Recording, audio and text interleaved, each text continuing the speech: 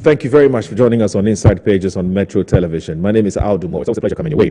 Inside Pages looks deeper into the pages of the newspapers, and we come up with the topics that we believe Ghanaians want to have a conversation about, and that's what we do by inviting the right guests and asking them the relevant questions on your behalf. So this morning on Inside Pages, we have two very important issues to look at. One has to do with the raid on the residence of the former central bank governor. The minority has reacted to it. The minority says the raid was unfortunate, was unacceptable, it was Rambo style, and that some items were stolen from the former central bank governor's house. We're yet to hear from the central bank governor himself and to tell us what exactly the problem is. But national security itself is looking into the matter. That's one.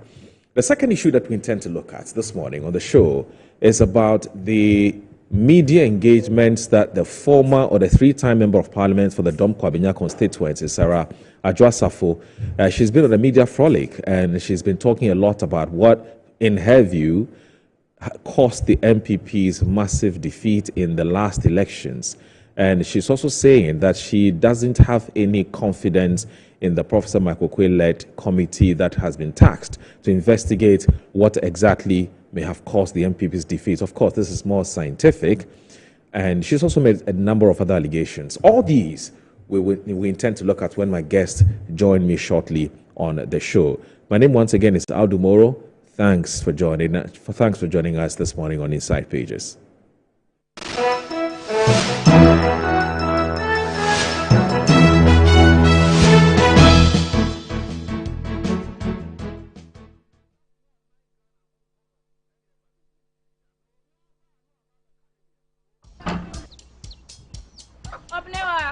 Mommy.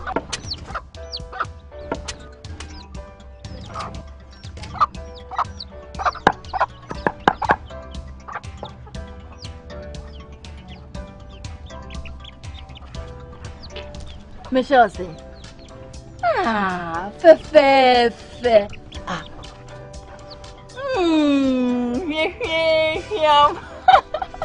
Different era, better result. Time has changed and time has brought Kel Charcoal Toothpaste, healthy gums, anti-cavity, fresher breath, and it whitens teeth.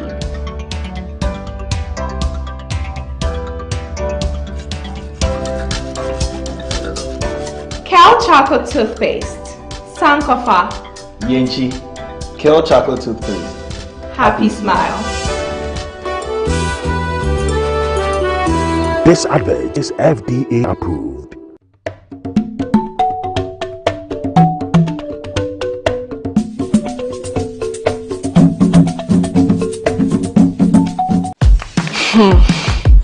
Look around.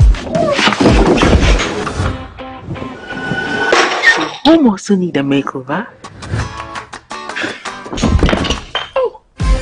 Mine clearly does. So we went to Ashroom and found the Como collection. It had everything we're looking for and more. Matching furniture for the entire home, designed with you in mind. Where's Como collection? Dressing up is just a breeze. Always ready with a perfect accessory. A magic dressing mirror. One look and you're ready to face the world. Or at least the kids. A bed perfect for young men who want A table that turns into a treasure chest. And finally, a sofa with this grand TV unit for family time at home. Head over to any Ashphone store now and discover the new Como collection. Ashphone, feel it, know it. One upgrade is nice, but a double upgrade is amazing. And that's how we do it. Upgrade today to get even more with Step Up. If you're on GoTV Max and upgrade to GoTV Super, you'll get way more with GoTV Super Plus. It's so cool! Get big value. Get big entertainment. Very good. Perfect! Upgrade and get even more with GoTV. GoTV. Love it. Attention all farmers, are you ready to take your crops to the next level?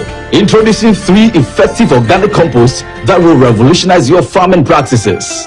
ACAP, KCAP and IRECOR brings to you the ultimate solution for your fertilizer needs.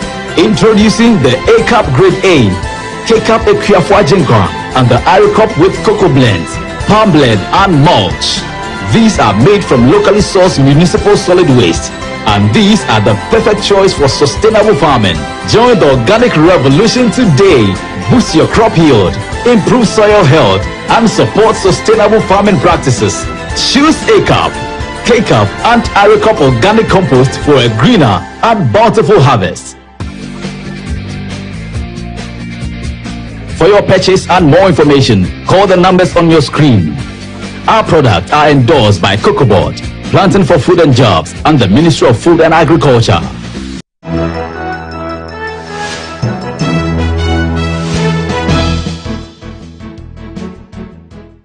No order to you no for anu.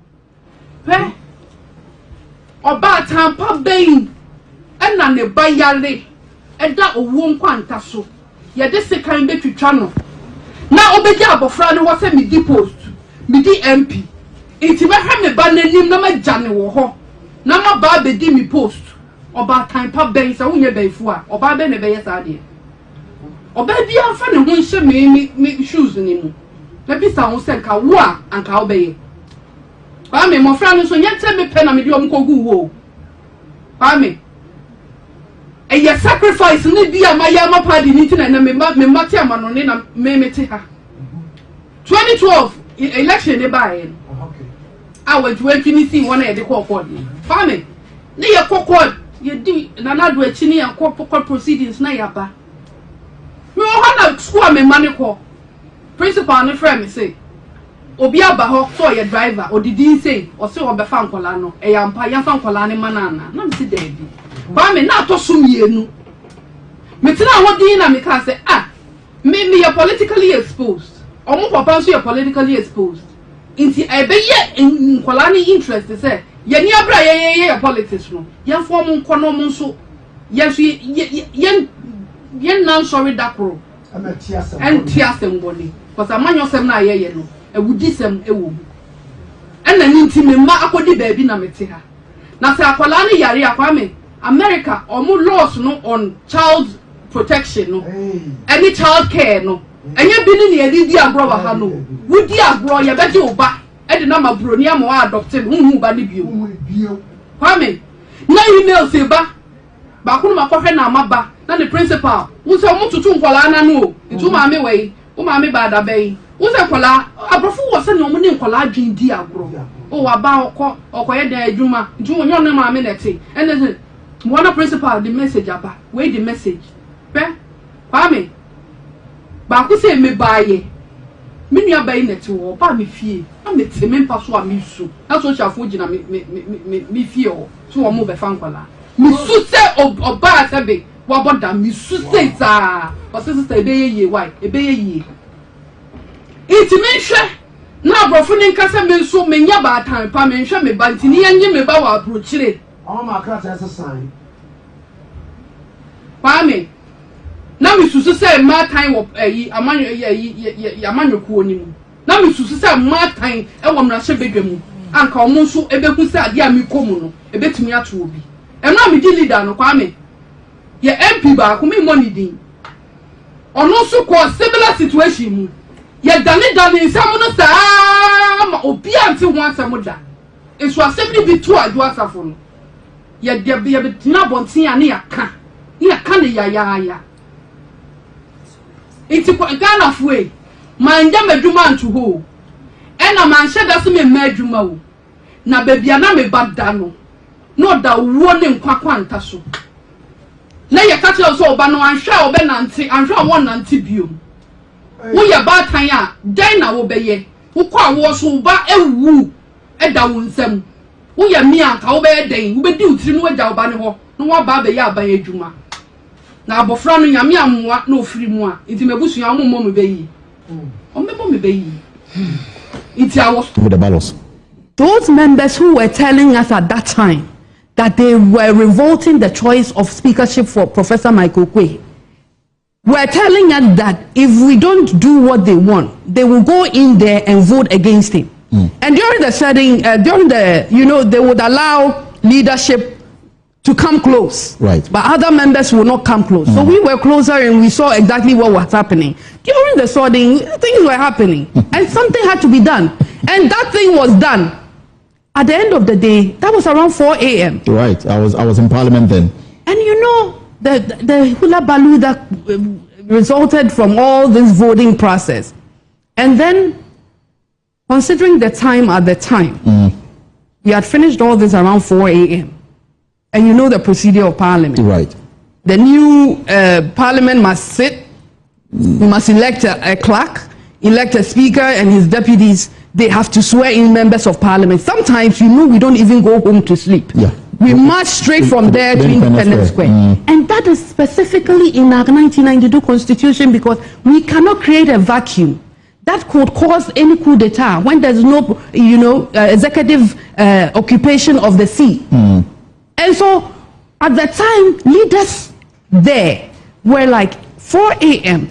If we have to line up every member of Parliament, 275, to cast a vote again and count and declare a speaker, we'll go into the next day and that vacuum will be created. So there was no declaration of results for speakership. That you can say Adwoa Safo's own was the one that was given to Babing and Speaker Babing, and that is why Speaker Babing. There was no. They should tell me if they want declaration. There was a declaration, and I voted for Okwe against Okwe. Okwe Nyaseng. I remember I spoke to. So they made it was a consensus. We agreed amongst ourselves, both sides, that given the circumstances, technically, let's give. Adam Babing was not elected. You know it. Yeah, I remember I spoke to Samuel Attach, and we said that per the NDC's calculation, they had come with figures that they had won by more than 5 votes from the MPs. Meaning some MPs, more than one, voted for Speaker Babing to become Speaker of Parliament. And the claim is that you may have been one of those who voted against the president's choice. At the time, Elton, at the time we had a national security minister, right? We had security agencies in this country. Right? Yes. They should come tell us how many yes and how many no's. That even out of the ones that were destroyed, they were able to capture. Was it more? It was. I'm telling you on authority, it was more than 2. Do you know the number of votes that we bring on board from Dome Kwabing? His son should bow down his head in shame anywhere he is right now. You win over 30,000 margin. You present your son. Since I sat on the seat. My son is going to, my son can do it, my son can do it. They have never given me peace in that constituency. We hand over the mantle to your own son, and you were running the show with your son, and you bring this humiliating defeat to the party, and you still think you have credibility to determine whether Baumia should come again or not. No, we are bringing Baumia back. Crystal Safo, without Crystal Safo, you cannot win Dome Kwabing. The guy can go 100 times without me. And Dome Kwabing is Adwoa Safo and her father. And without me and my father, that seat will be forever for the NDC. And it is your son who sold it to them. If I was giving the needed acknowledgement, the respect that I deserved as a third-term MP, no MP has. Eso Dakum was the first MP of that constituency. He was part of Medina from MPP. He did 2 terms. Professor Michael Kwe was the next MP. He did 2 terms. The first woman to lead and shoot the votes up massively was me. And I was the first to be able to do a Twitter in that constituency. Nobody wants to show me a single acknowledgement or respect. Nobody came knocking at my doorstep. And I still have the popularity and the support of the people that anywhere I go with him, they will leave him and come to me. The guy feels threatened. All the billboards in the constituency that he pasted his face and that of Dr. Mahmoud Baumia's face on, those were my billboards. And my father's church's billboards. If he had gone for it from a commercial vendor, they would have given it to him for free because he's a handsome guy. He would have paid for it.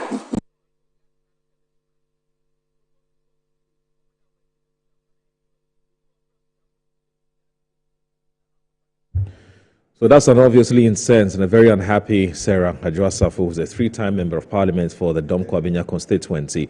She's very livid with her own party and some things or some happenings in the party lead up to the 2024 elections. And she is threatening that if Dr. Mahmoud Bawumia is not brought back by the delegates of the party to lead the party into the 2028 elections, there will be dire consequences. And she's also of the view that there are certain elements within the party who are doing everything possible to make a Bawumia comeback an almost an impossibility or a near impossibility. And she's also sending a warning to them to desist from doing so. And that's why she says that she doesn't have anything in her mind how the national security would deal with us when they need us for any kind of investigations or something has happened. For now, it looks a bit lax and it looks a bit loose. So the national security operatives take advantage of it and quote and unquote misbehave, as some people have suggested. Joining us this morning is Mr. Fred Agbenyo, Honorable Fred Agbenyo, actually that's what I should say, or Fred Agbenyo, who's the Honorable Member of Parliament for the Guan constituency. I'm still advocating that it's changed from Guan to Sal, because the Guan doesn't make sufficient sense to me. There's some sense in it, but it doesn't make enough sense to me. I think it should be Sal. I'm a member of Parliament for Sal, but for now it's Guan. Technically, officially, is Guan, so it is what it is.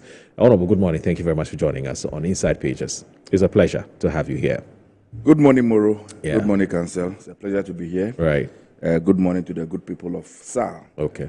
I agree with you that we need to take a second look at the name of the constituency to be very representative of who we are, to show a clear identity.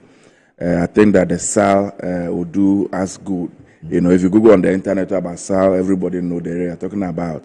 So even for branding purposes? Even for branding purposes? That's right. For branding purposes and for everything, it's more appropriate, you know, a name that Guan. I've received calls from all over the place. People call me from Australia, America, and they say, well, I think we are also Guans. How come the Guan name is now used by all the people of your area? So, well, we'll discuss that another day. You know, because Guans are scattered all over the place. Yeah. The Futus are Guans, the Lattes are Guans, I'm told the Gonjas are Guans. And if you go to Votage in particular, there are several small Guan communities all over the place. The Nyagbos are Guans, you know, the Nkonyas are Guans, you know, go to Jazika. There are several such communities. So it's too generic. It's too generic, right? So you can't appropriate a name like that for yourself alone. Otherwise, every day you have to be explaining yourself to people. But when you say SAL, which is the acronym of the 4 traditional areas that make up the district of the constituency, that one people can easily relate. Okay. You know, and so it's something that in the coming days, my engagement with the stakeholders, the Nananum and the opinion leaders, we'll look at, and then we can petition. I'm still in the local government ministry, and then we'll take steps to see how we can get back to the side. That's fine. Yeah. Let me also say that lawyer Ishaq Ibrahim is with us here. Lawyer Ishaq Ibrahim, he hasn't been on the show for a while. He went AWOL, but of course this time around with my permission, so it's not AWOL necessarily. He took time off his very busy schedule to attend to some matters outside of the jurisdiction of this country, but he's back in town. And so he got in touch and said, look, my brother, I'm back in town. I said, well, we're always happy to host you on the show. So lawyer Ishaq Ibrahim is a teacher of the law and also a member of the MPP's communications team. He's also joined us this morning. Good morning. Can I call you counsel? Because I'm told it's only used by... Sorry, your microphone is off, if you can put it on.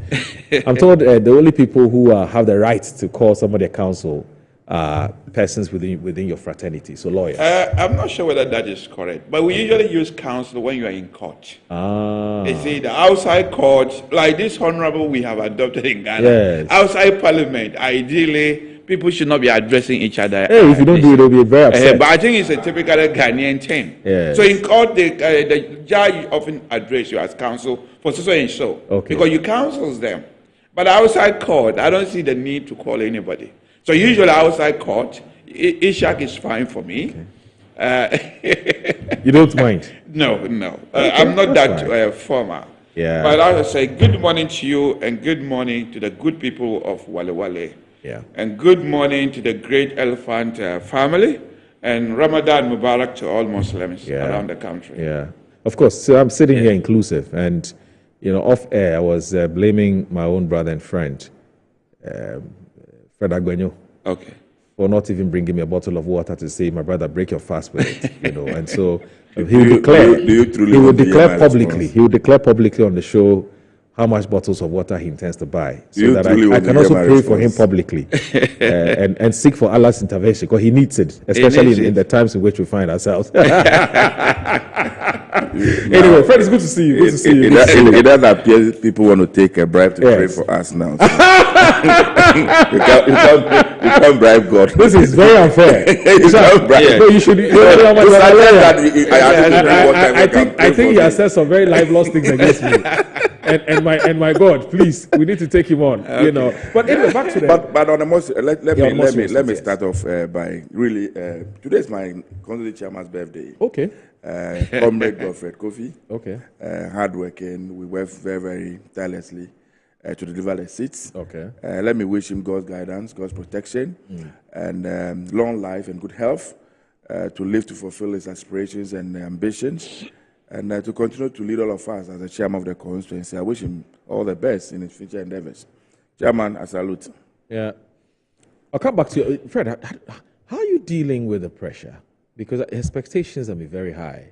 And it's not necessarily from you per se. I mean, knowing you very well, you're a very modest person. You've always said it time and again that you'll serve the party in whatever capacity you find yourself. You're not greedy. You're not, you are not the type who would say that you're upset or anything of a sort because you didn't get exactly what you wanted. I've known you for many, many, many years. But many years. It's about the people who are also looking up to you. How are you managing it? I know I've asked you this before. You said you've been talking to them, but is it working? It's quite a difficult one, truly. Everybody has his own expectation and how they wish that things are done. Okay. But if wishes were horses, definitely all of us will be riders. Everybody has an ambition. Yes, everybody has an ambition. Everybody has an expectation. But for me, what has kept me going is the fact I believe in destiny.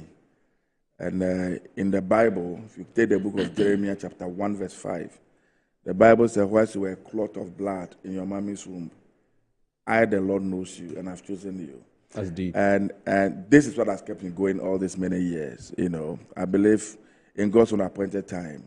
My duty, my responsibility is to prepare myself, continue to do what I can do to the very best of my ability. And the rest is in the hands of the Lord. And so for me, once I've satisfied myself that I've done what I'm supposed to do humanly, whatever the outcome is, I'm not bothered. The only conclusion that maybe it is not yet your time. Okay. God will do it at his own time. And so I am not one that easily gets disappointed. Because one, I don't have too much expectation about anything. Let the will of the Lord be done. But more, sometimes, because we don't tell our stories, people don't know where we have come from. And I owe it all to the Almighty God in heaven. There is nothing I achieve under the sun that I can take glory for. I don't deserve anything. It's the grace of God that has propelled me from wherever it is to where I am. And so, for me, I am satisfied on a daily basis by what the Lord has done. All we all seek for is opportunity to also, contribute to whatever agenda we have.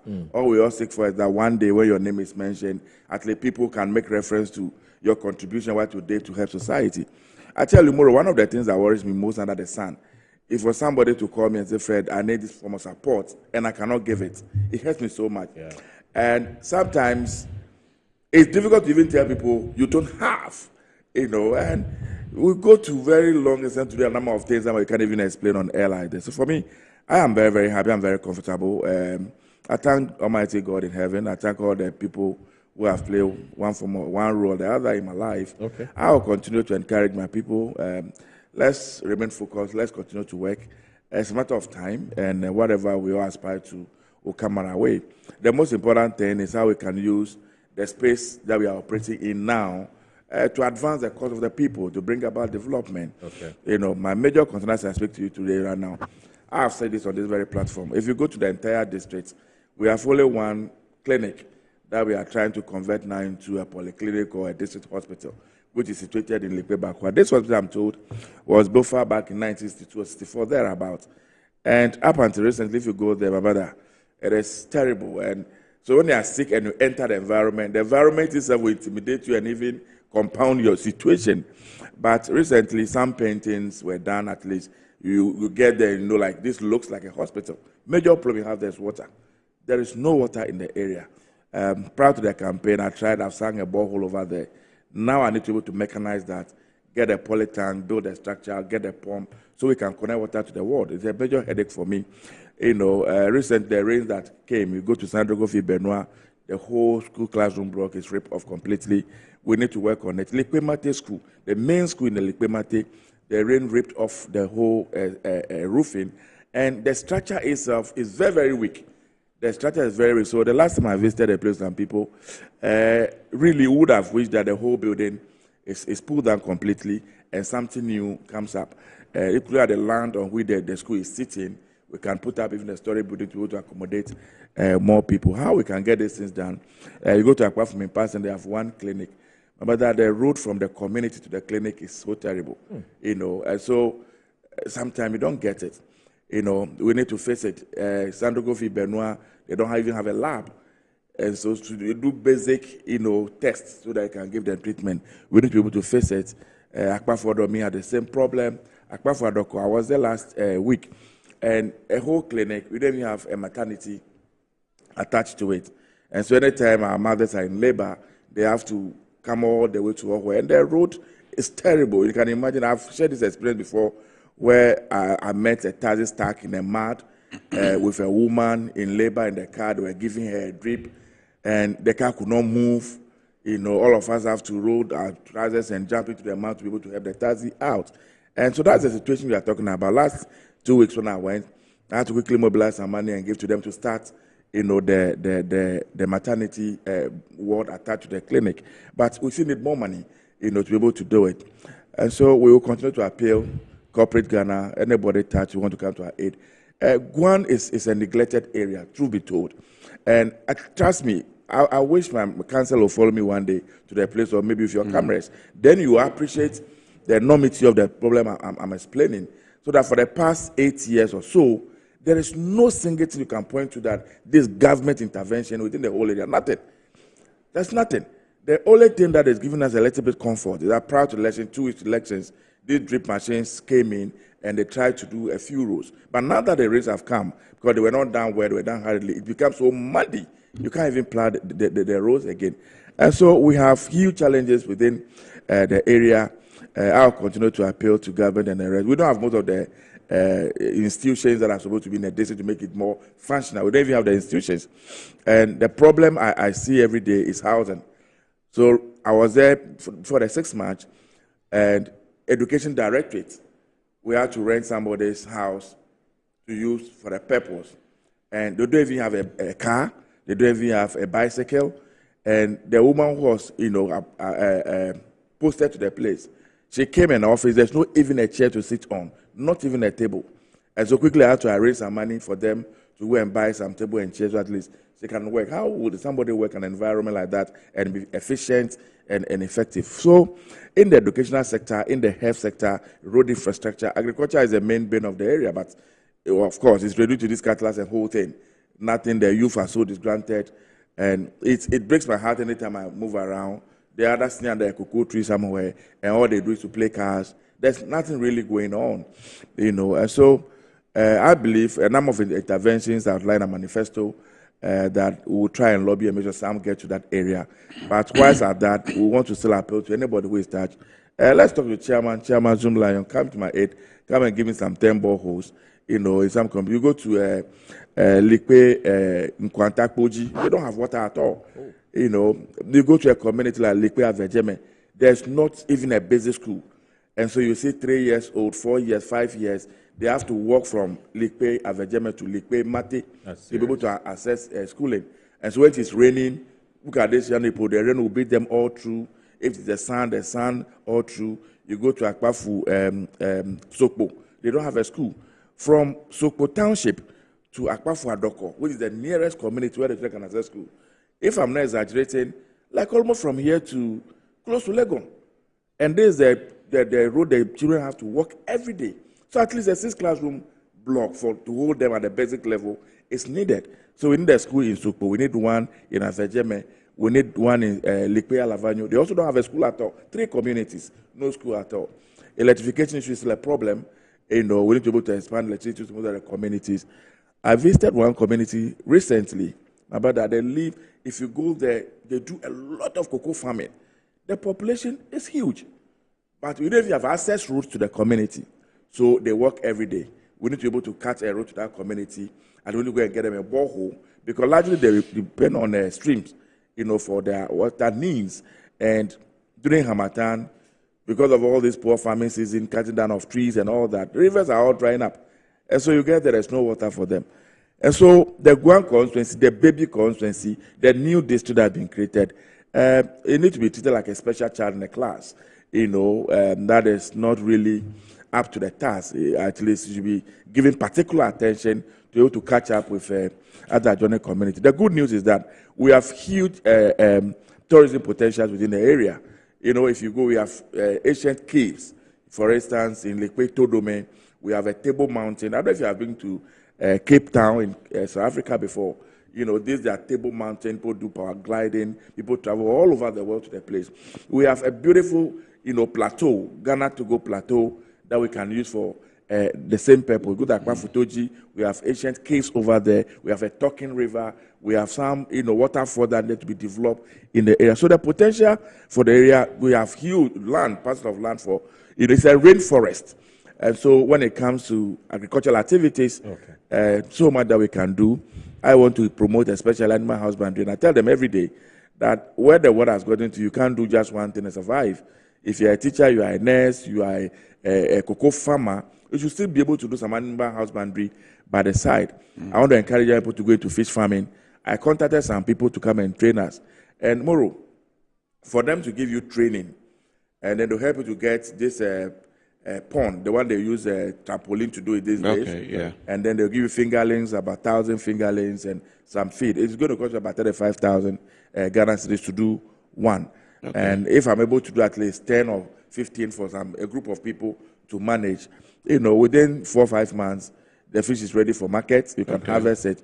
And so these are things they can be doing outside their core, businesses to be able to get additional income to take care of the needs. So once again, I appeal to Ghana, I appeal to those who matter, those who are listening to us, that SAR is a special child, and SAR must be given special attention. Okay. Thank you. Well, I've never heard Honorable Fred Agbanyo, run a monologue about his constituency as it's done today. It just tells you the enormity of the problems, and so he's had to tell us. In fact, I'm not sure he's even done, but he's had to tell us to the best of his ability how dire the situation is and how important it is for some government intervention to happen as quickly as possible. But let's get to but I hope that our government officials are watching and they're listening, and they would have to move in and do, especially if you look at the region as a region that's been very loyal to the NDC for decades. It's only fair that they get their fair share of the national cake in terms of development. But let's move to the main issue that we're here to talk about. So Sarah Adwoa Safo has been in the news, as you do know, and she has granted for now, at my last count, about 4 media interviews already. Yeah.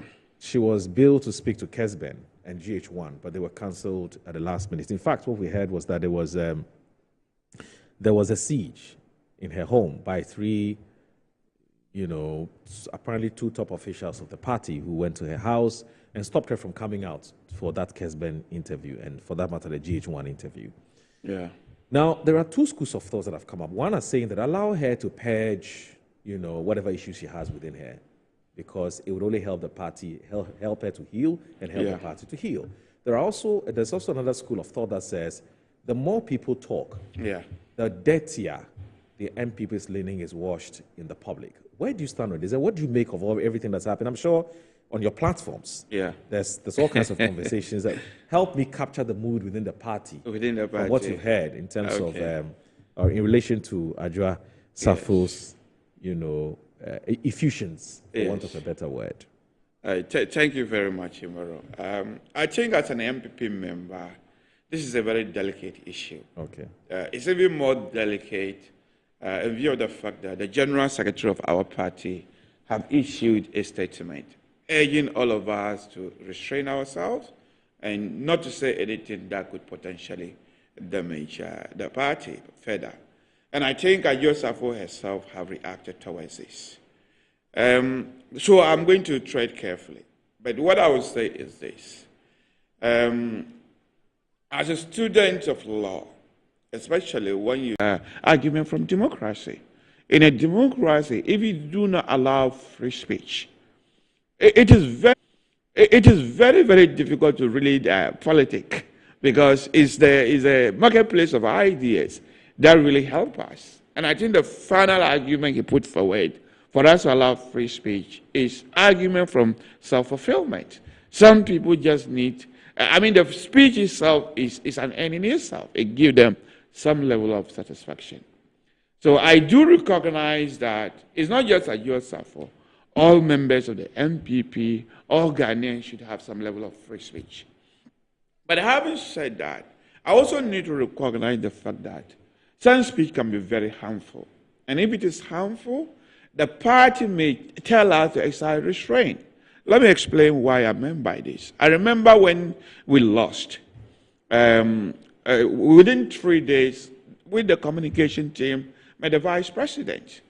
Obviously, when you lose this kind of election, especially, for me, it personally hit me. It's like a form of grieving. We are all grieving, and we all grieve differently.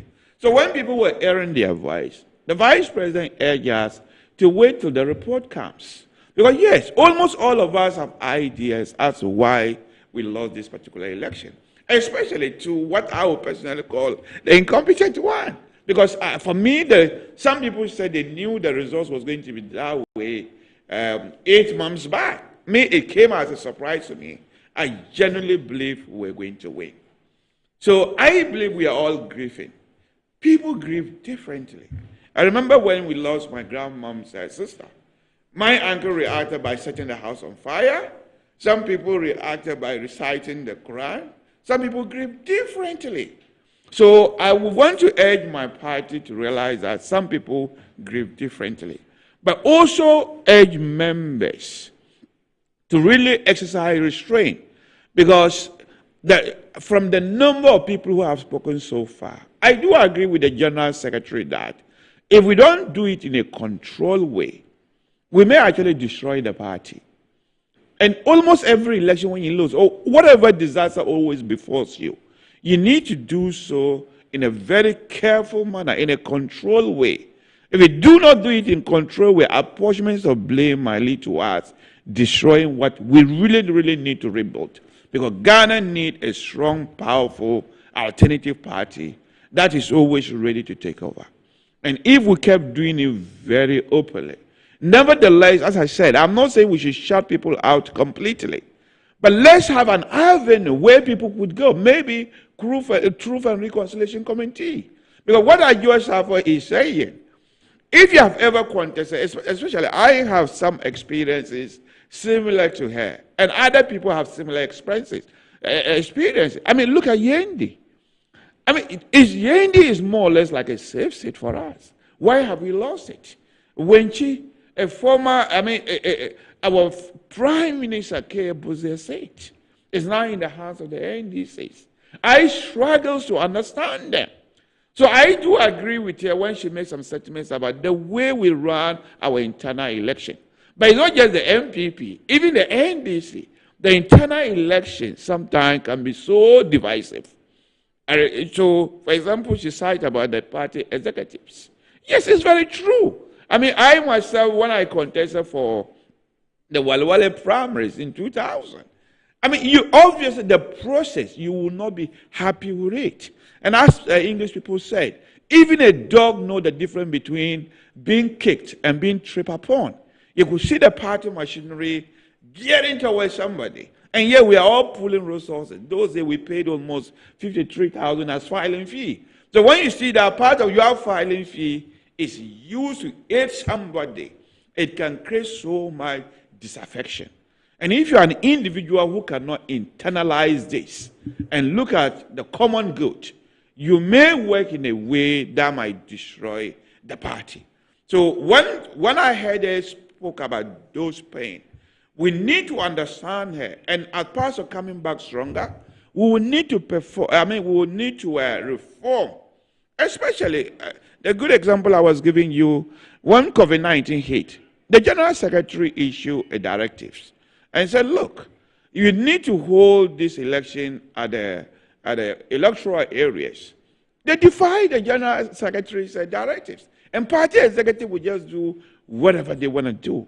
So I think as part of moving forward, we should provide an avenue for people to be able to express themselves internally within the party.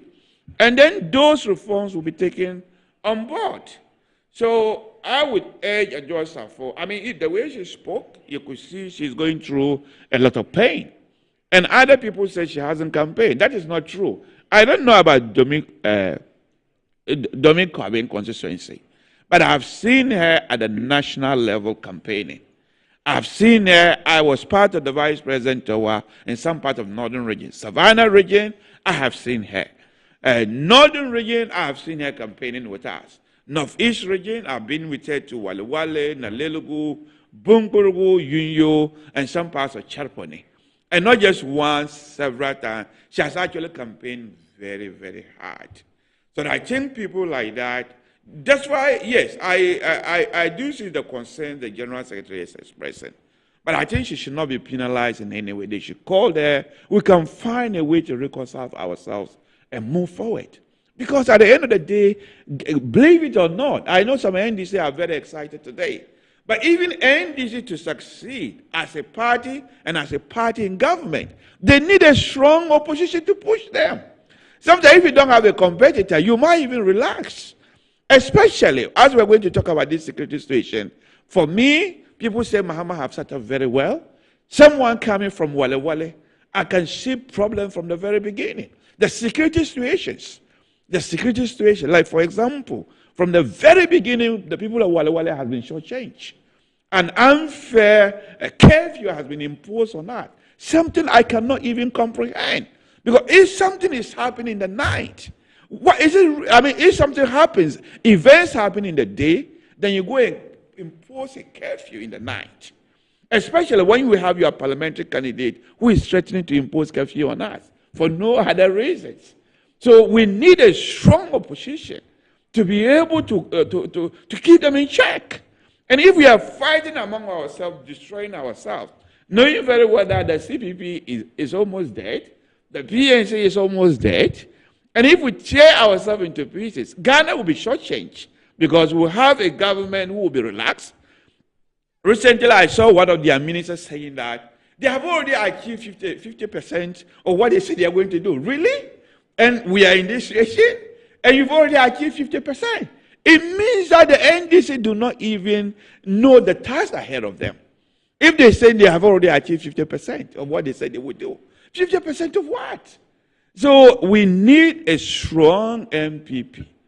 And if we have to get a strong MPP, I don't think they are saying Adwoa Safo have accused us, the party of gagging her. I'm not sure whether it's really gagging. I believe they are telling us there's a need for us to do it differently. They say that. Yes. And that is why if you look at elsewhere, usually as soon as after election, or people leave power, they don't write political memos immediately. Usually the UK, for example, people write political memos 10 years after they leave power. Because if you write it immediately, people read it. It can cause harm. So sometimes we have to look at our common good and the way we express ourselves. And as I say, I recognize it. We are all grieving as a party. People grieve differently. And that is how the party will need to be looking at it. Those who grieve differently, I don't want to say extreme. Obviously, some people are to the extreme, because I heard some people were trying to beat some people that they cause our loss. If you beat other people and blame them, they cause our loss. Your General, an extreme. Your General Secretary, Justin Kudia Frimpong, yes, has said people should be allowed to speak their minds. People should be allowed to voice out whatever concerns they have, and that it would help in the healing process. Yes. He himself has been on some other media. Yes. He's been engaged in some media interviews and so on. Yes. Now, how then does the same General Secretary of your party then come out to issue a statement that says, stop talking because you will create disaffection for the party? Okay. Do you see, as some people say, some inconsistency there? Question number one. Number two, she's very uncomfortable with the Professor Michael Quay committee. Yes. You have an opportunity now to explain to us whether indeed it is Professor Michael Quay that is leading the research team, yes, the fact-finding team, yes, or there are, as I've heard some people say, there are two different committees that have been formed. Okay. One which is your party's yes, constitution review, yes, which is to evaluate it and overhaul it and so on. And there's another team that's supposed to be doing so. Help put all of that in a proper context. I mean, from the way she spoke, you know, she has a personal issue with Professor McQuay, yes, especially with Domingo Binya yes, area. The yes, son and her relationship obviously is a problem. I don't know what informed the appointment of Professor McQuay as a chairman. Knowing, I mean, Professor McQuay have taught the law for several years. He's a graduate from SOAS. He's taught political science too. Oriental University of Ghana, African Studies. Yes. So he's so individual. I mean, in terms of whether he has the academic ability to lead such committee, there's no doubt on that. I've also listened to her, like, when she makes some allegation that they already have a predetermined mind to exclude that of Dr. Mahmoud Bagubia, whom I believe currently is the best person to lead our party. Even in the next general election, he's the best person to lead our party, especially when you look at our history. The Ghanaian won consistency, and we presented John Kufuor consistently, and the former President Adwoa, we presented him consistently. So it tells me that Ghanaian needs some kind of consistency. So a report, I believe Professor McQuay, their focus should be to produce a credible report. A report people can internalize. But if they come out with outrageous recommendation, obviously that will be a problem.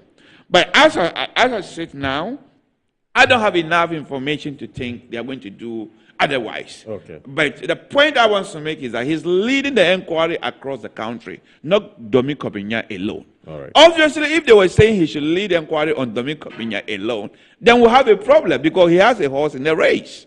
So I don't think, right now, I don't have enough information to have serious concerns. Okay. But then, when the report come out, we'll see we'll assess the whole report and the findings, okay, and also try to look at it, whether there is any form of bias or whatever. Okay. But I think, these are the leading members of our party, and they ought to carry out their work, having the interests of the party at heart. All right. Great. Have you watched the video, or you listened to it on radio? How have you consumed the information? I want to know first, because if you watch the videos that we played earlier, her body language and everything would speak to how she feels about what's happening within her own party. Yeah, Moro, forgive me. Okay. Let me start off rather by congratulating the Blasters. Yesterday I was at Accra Sports Stadium to watch them play against Chad. And for a very long time, I haven't seen the kind of euphoria, the kind of support that the people of this country gave to the national team. The stadium was full to capacity. People were still stranded outside. They couldn't enter the stadium. And when was the last time you heard a Blaster won a match massively 5-0? For the first time in several decades, we couldn't even qualify to Africa Cup of Nations that is coming up in Morocco. There's a new breath of air. Everything is settled down. Everything is being well fixed. Things are positioned well. The team is flying out today to Morocco to play another match on Monday. Wish them the very best of luck. We want to be at the World Cup in 2026. And so they should go and make us proud once again. Adwoa Safo, the NPP, Makekwe, Council, and everybody. You see, I have a principal position that when it comes to party internal issues, as much as possible, I want to keep them internal. Okay. I don't remember any occasion where I've sat on radio or television and openly criticized happenings within my political party. Because as far as I'm concerned, that is not the forum for the solution. And doing that will only mean that you are exposing, your political party. But that is not to suggest that if there are wrongdoings within the party, especially on issue of corruption. And you truly love Ghana, you want to protect the actors involved because they are your party members against the interests of Ghana. For that, you must not do. And that is where I'll salute Adwoa Safo when he spoke about the school feeding program and some of the things that transpired that she came against, for which some people, started doing the kind of thing that they did to her. See, we all have a responsibility to protect this country. We all have a responsibility to make sure that our resources are put to good use for the betterment of all of us. And so at any point in time that anybody is trying to take advantage, undue advantage of the system to benefit while the rest of us will suffer, we need to be able to call them out. We need to be able to punish them. So that's called, I want to commend her highly, that she did a good thing, and all of us must emulate from. I'll jump from there and come back. To respond to cancer, you see, we must be very, very careful, especially those of us from the Northern Territory. When I say those of us, because I'm also part of that particular enclave. When it comes to the security issues, the curfew that was imposed on the Wale, the way you went about it, cancer is not good. You and I, we are not within the security architecture. The information that is available to them, we don't know. Where the president sits, he receives security briefing every day. And so there are things he's privy to that we don't know. You have senior and a leading member of that enclave, the Wale area. If you come into national television and you create the impression that the curfew was meant to punish the people of Wale, and that whatever happened occurred during daytime, and so why impose a curfew in the night, I don't think it's fair. I don't think it's fair. More so when you are not too close. It's when you do that, then you pitch the people against the security architecture. And that is why these days we see the people going at them, attacking them. The security has only one interest in that area, to maintain peace and order. And so whatever actions must be taken so that the people can have peace is what will be taken. But to suggest that somebody is trying to punish them, somebody is trying to suppress them, somebody is trying to intimidate them, once this gets into their minds, they want to push back. And at that point, who will be the loser? And so I want to plead with all of us that when it comes to some of these issues, we know the commentary that we run. One, the first finding committee that was set up by the NPP and Professor Michael Quay, appointed as the chairman of the committee, in his service, wrong. Where Professor Michael Quay sits as a person, he has a lot of pain and bitterness in him. Because this is a man who wanted to become a second-term Speaker of Parliament. Remember? In fact, after the election of 2020, they had even printed the brochure that was going to be used for the independence anniversary. And if you check on that brochure, President Akufo-Addo was the president, second was Alhaji Bawumia, third was Michael Okwe, professor.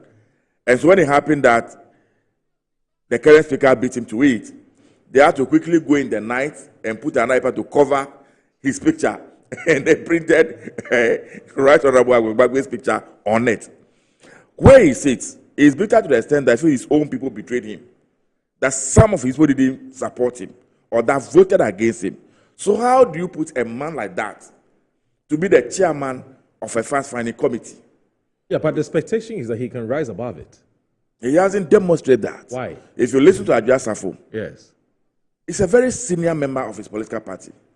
He's risen to become the number 3 person in this country as a Speaker of Parliament. If your son is going into an election with somebody else in your constituency, where you have been an MP before, the least that anybody will expect from you is for you to hold your bias in check because of the position that you hold. You are not to be seen to openly supporting your son against somebody else. You understand? So he hasn't proven to me by this conduct committee, I think it's not a good choice. The party can look around and get somebody else. You see, it is not easy to win an elections. But before you even proceed, what can Professor Michael Quay possibly do to change the outcome of a fact-finding committee? If the committee comes and says, having spoken to X number of respondents, these were the things that he said to us, We're only reporting what the respondents have said. We're not putting our opinions or our views in that report. So when the report is finally, in any case, what I'm told is that there are two committees. One committee is chaired by one doctor, the name has escaped me, and then there's another committee that's supposed to be looking at the party's own constitution. Now, these two committees have been brought together, and Professor Makokwe sits at the top to coordinate the activities of this. So Professor Makokwe himself is not going to be in charge of the fact-finding committee. That is what the MPP has explained. Life is driven by perception. Okay.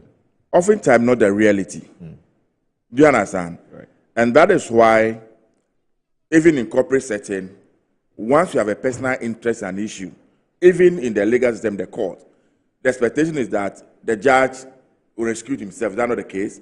Because of the perceived interest he may have. Maybe professionally, he will be able to do his work objectively without any bias. But what will be the perception when it comes to his verdict? What understanding or conclusion people come to is the reason for which you want to avoid some things. We have read a number of books he has written on political science, especially telling the history of this country. He's a professional, he's a professor, he's an academician. Go and think of that Michael Kwei's books and read when he's talking about Ghana's history. And you see where his political bias come into play. Especially when they come to issue of Dr. Kwame Nkrumah, what he has done, what he has not done, blah, blah. You see them, they come to play in his write-up. As you read, you can tell where the writer stands, where he belongs, what he believes in, which may not necessarily be the real genuine facts. So these things are there. I am saying that I would have wished that they have several other prominent people in the party, people that can be seen as very neutrals, people who didn't really get involved in much of the things that happened. One of them could have been the one to preside over a committee like this. It will give the constituencies out of one. One is where the problem is. I am saying that he's the chairman, the man at the top. Yes. Okay? Assuming this committee now finishes work. Yes. They submit their report. And then, for whatever reason, they decide to blame Domi Kwabenya's defeat on Adwoa Safo. Okay. What will Adwoa Safo say? It could be the case. I think our focus is on the presidency. Hold it. Oh, no, but of course. You can't lose all your parliamentary seats and go and do a fast finding without finding out why you lost all the seats. Okay. Why? If you are going to focus on the presidency, then you are doing no work. Yeah. Tell them if that is the agenda, then you are doing no work. You have to find out, first of all, how you lost your seat. Just a minute. How you lost your seat from 137 or so to 87. Yeah. You should be interested in that. It's very, very crucial. And so, for me, that is the first point I want to make. The next point I want to make, I heard Adwoa Safo insisting that some persons are doing everything possible to stop Alhaji Bawumia from coming back as a flag bearer. And that she and their people are going to insist that she comes back. That is not a democratic comment to make. Okay. You see, it's a political party. And leadership of the party must come through a democratic process. I am on record to have said, and I will repeat same here on this platform, and record it down. You see, NPP is not a political party for all Ghanaians. NPP is a political party for a group of people. Some people have said it's a cult. You must belong to be part. See, when it is time for elections, everybody else is needed because they have to win an elections. And so they will pretend that you are part of them. But once they have won the elections, the real owners will emerge. And then they will determine how things will go. I was surprised to hear Kaza saying that he didn't know they were going to lose the elections. And that for him, he thought they were going to win the elections. One, you lost touch with the reality. You are not in tune with the reality for you to believe that I didn't know. I've heard very leading members of your party who said, right from January, right from February 2024, they were aware that they were going to lose the election. But have you not heard that? If for nothing at all, I've heard people like Nana Komi and the rest of that, they were aware. And yet, they came across in the public as supporting Alhaji Bawumia as doing everything. Meanwhile, they know. See, Alhaji Bawumia they are just using him and dumping him.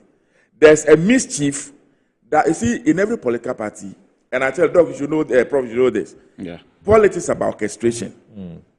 Every win you see blow in politics there are some people behind it who are regulating and manipulating the wind. Never assume that it's just blowing by itself.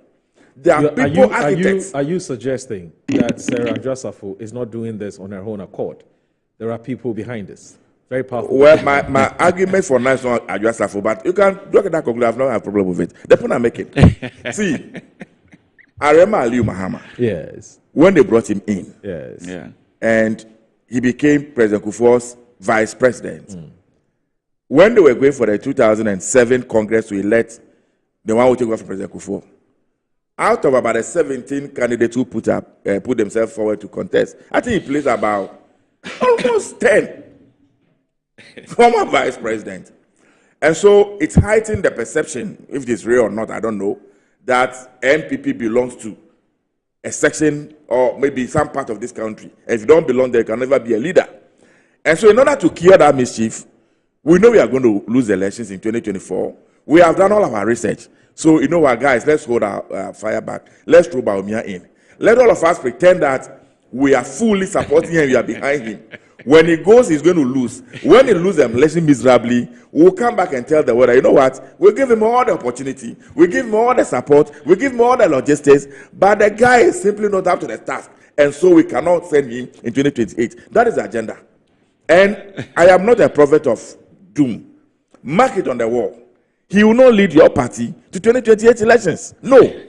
Why? Either they will get himself not to even show interest at all, or that he will go and lose miserably. He doesn't belong. And see, when they were vice president, oh no, it doesn't belong. They don't see him for 8 years. Please, why? When they were going for their recent primaries, yes. What did we hear in this country? That you were where do you come from? They brought from Bank of Ghana.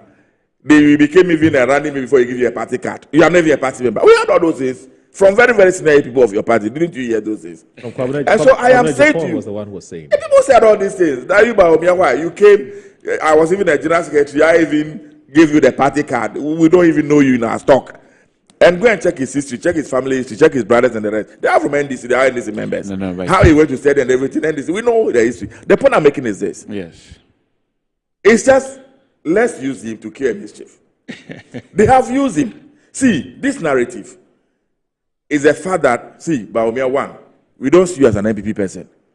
We saw you as the compromise vice president candidate was brought in at the time because the person President Akufo-Addo really wanted was Ajia Alima Mahama. You know that. He was the one he wanted as what? An animate. And the party will not allow, either because they don't believe in women, the capacity of women to rise to that occasion. And so the party wouldn't allow. President Mahama has shown that he believes in women. He believes that women have the capacity. And that's why now is for the first time, we have a woman, a professor, a distinguished professor, as a vice president of Ghana.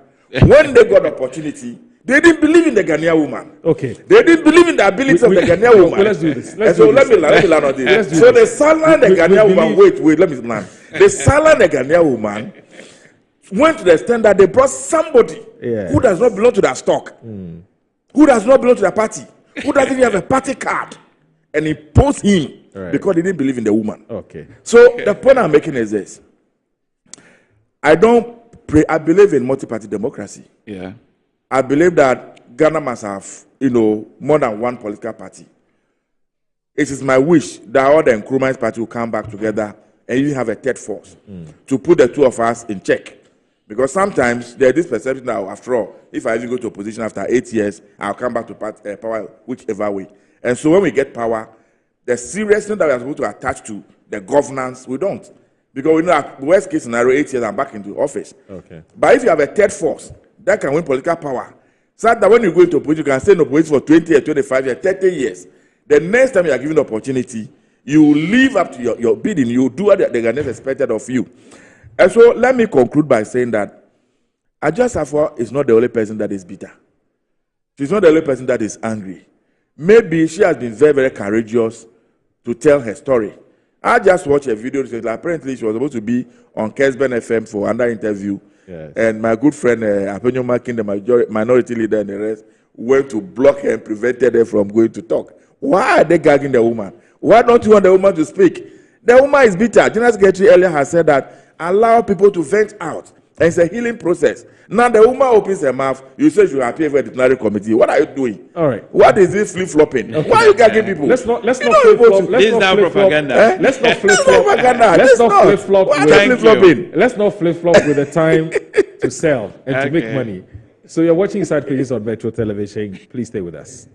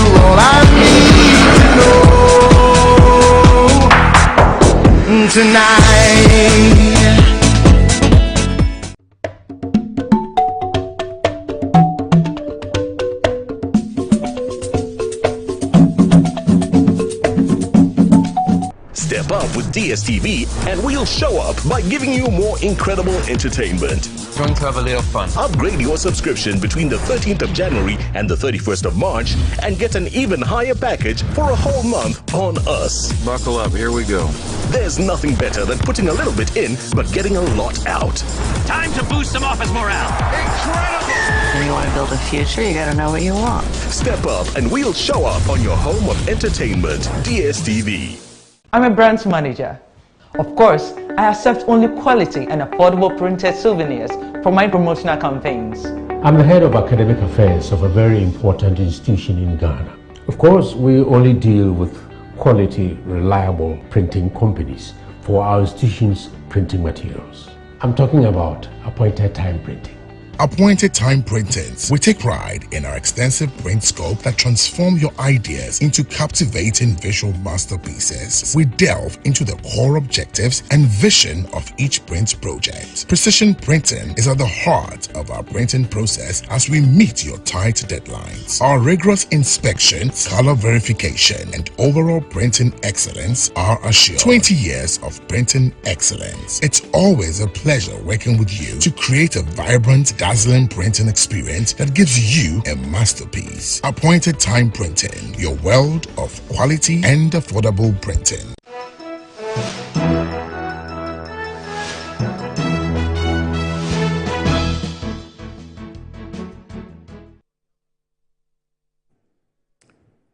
Well, in case you just joined us, this is Inside Pages on a Metro Television. We're having a conversation on the back of the effusions or the submissions and the utterances of the former MP for Dom Kwabenya and also a former Deputy Majority Leader and a former Minister for Gender, Women and Children and Social Protection.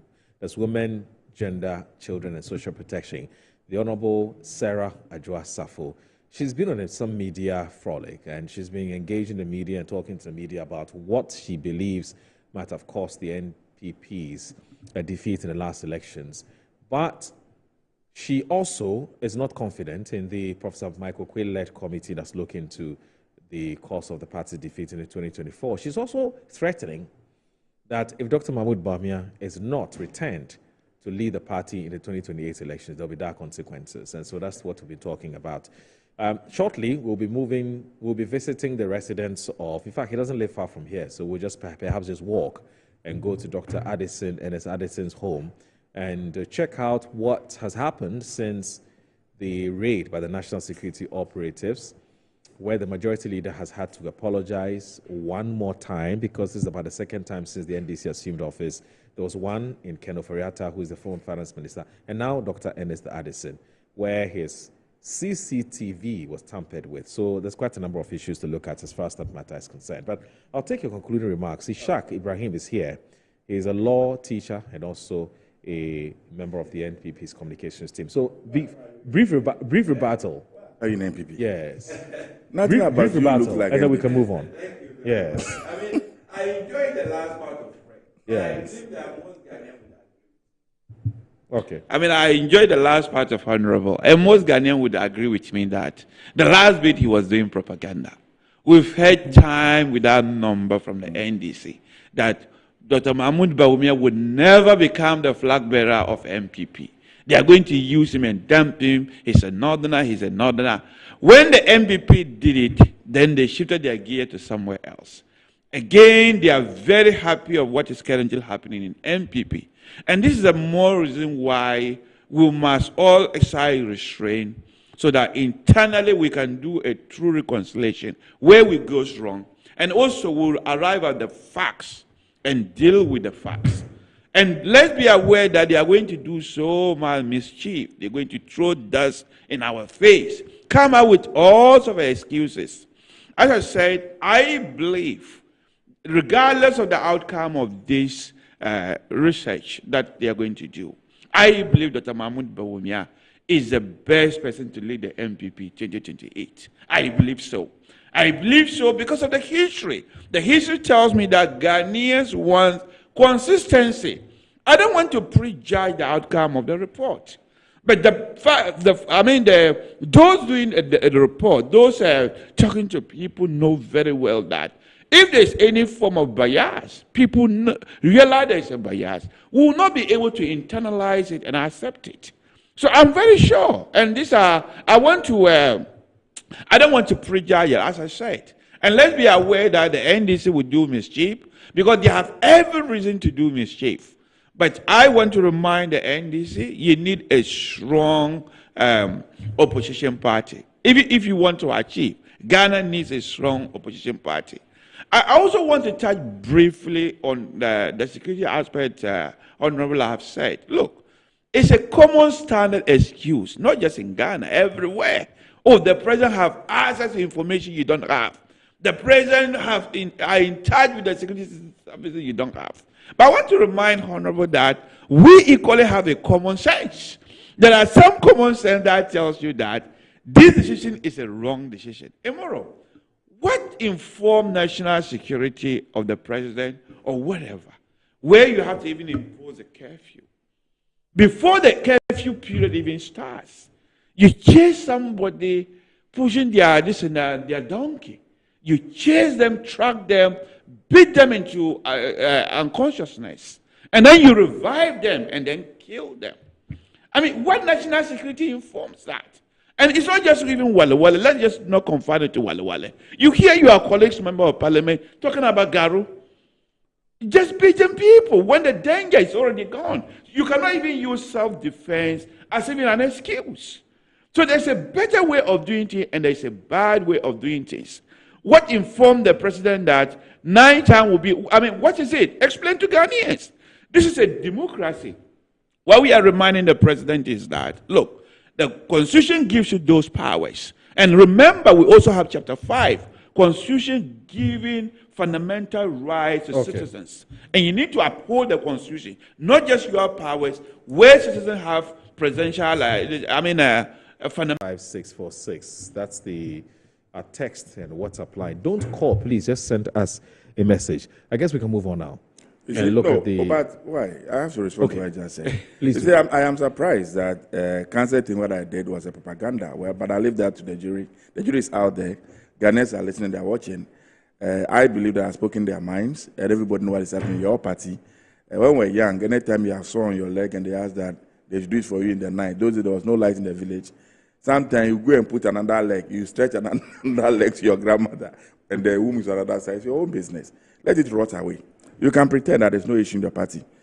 The former president, Nana Akufo-Addo, didn't only destroy Ghana, he destroyed your party. And you must be concerned. If you are looking for the problem of your party, first, don't bypass him.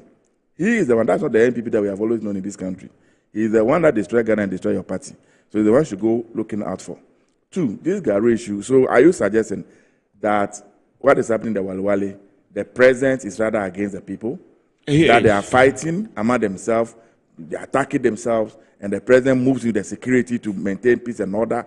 How on earth then do you stretch that to mean that the can I land? Okay. Can I land? No, but I would just then want to you see what happened in Boku, Garu, the military and the clean. All of us have condemned it. That under no circumstances should civilians take the law into their own hands and go and attack our security personnel. Under no circumstances.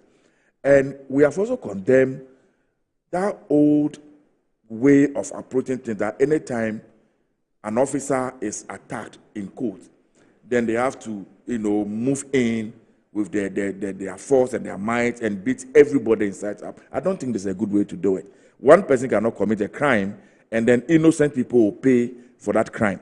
When that incident happened, most of us who got opportunity said that no, that should not happen. We need to condemn it, and the military hierarchy leadership need to be called to order. I'm not surprised.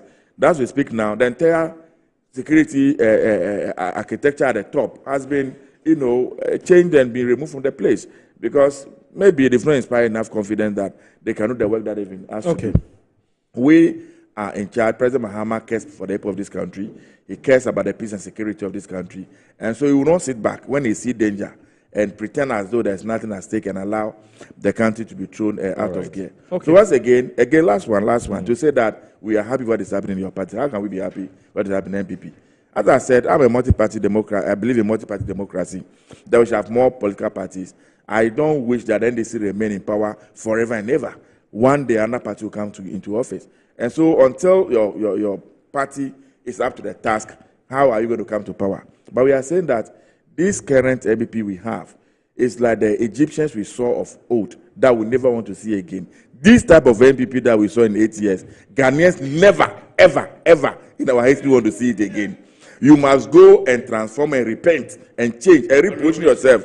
Then we can appreciate you. But in this your current state, I don't think there's any Ghanaian want to see this type of MVP return to power. Okay.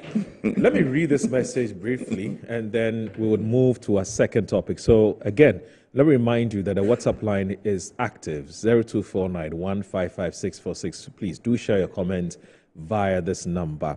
So Kamal Amasaman Bruni, who is a member of the Alliance for Foot Soldiers Advocacy, AFA, of the New Patriotic Party, he sends a message. He says, Moro, Honorable Adwoa Safo has the right to vent, but that must be done with some level of decorum. She was a cabinet minister, and by that, she swore to keep information discreet. Therefore, her outburst is beyond control, and she must tone down and abide by the party's rules. By the way, tell Honorable Fred Agbenyo that Dr. Baobia shall lead us into the 2028 elections because it is still possible. Moro, can you tell the MPP lawyer that his party will not come back to power in the next 40 years? Nobody wants a violent, wicked, and tribalistic party to govern Ghana. Kweku from La Paz sends that message. Okay, so we move to our next issue. So one morning we woke up, just like in the case of the finance minister, we heard that there was a raid in the house of the former central bank governor, that's Dr. Ernest Addison. The national security hasn't said anything to explain why it did what it did. We haven't also heard the Interior Minister, Honorable Muntaka Mubarak, who is the Member of Parliament for Asawase, who also doubles as the acting National Security Minister, to explain what has happened. We've only heard from the majority leader, the Honorable Mahama Yariga. As usual, he had to apologize and said that the full force of Parliament will be brought to get into the bottom of this, and if there are any excesses, to be checked. Let's take you down memory lane, and after that, we'll come back in-house and look at it. Let me say that we would also be joined at some point. In fact, we have actually been joined via Zoom, Mr. Richard Kumado, who is a security consultant. He's joined us via Zoom to give us his take on the Dr. Ernest Addison matter. But before he does that, let me first of all say good morning to him before we look at some tapes or some videos. Richard, good morning. Thank you very much for joining us on Inside Pages. I think your microphone is off. If you can turn on your microphone so that we can hear you. Hello, Richard. Richard, your microphone is still on. It's still off, sorry. Okay. Okay, so don't worry. Our technical team would, collaborate with you and work on it. So, but let's watch these videos briefly.